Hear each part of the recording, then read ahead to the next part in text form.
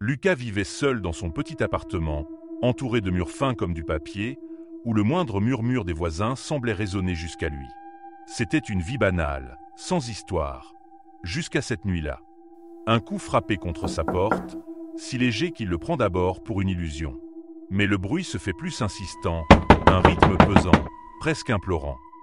En se levant, Lucas ressent un étrange frisson, comme une alerte instinctive. Pourtant, il ouvre, et là, devant lui, une femme. Elle est vêtue d'un manteau large, les cheveux épars, les yeux brillants de larmes. Elle lui raconte d'une voix étouffée par l'angoisse qu'elle fut son conjoint violent. Sa voix tremble, elle hésite, puis se confie enfin.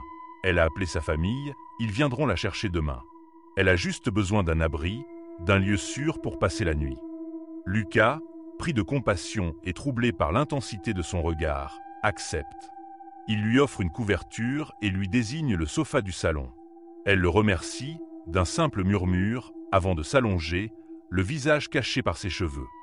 Mais au petit matin, la couverture est seule. Elle est pliée, soigneusement, et la femme n'est nulle part.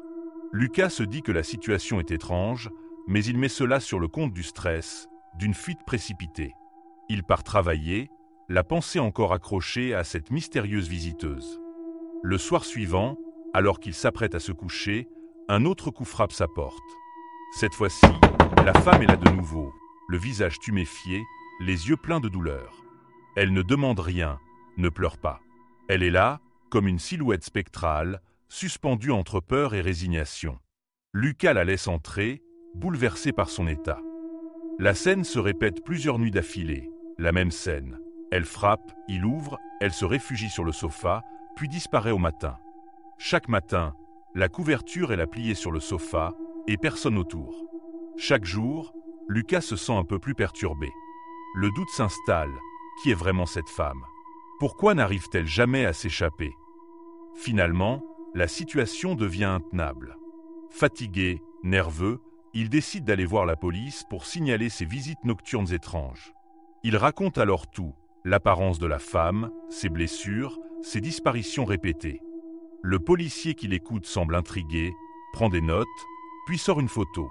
C'est elle, demande-t-il.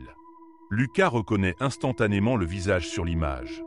C'est bien cette femme qui vient frapper à sa porte chaque soir. Mais quelque chose ne va pas. La photo semble ancienne, légèrement jaunie. Le policier soupire, presque désolé, et dit « Monsieur, cette femme est morte il y a plusieurs mois, battue à mort par son compagnon dans cet immeuble. » À ces mots, Lucas est transpercé par un frisson d'effroi qui lui traverse la nuque. Comment est-ce possible? Comment une morte peut-elle venir frapper à sa porte, chaque nuit, pour se réfugier chez lui?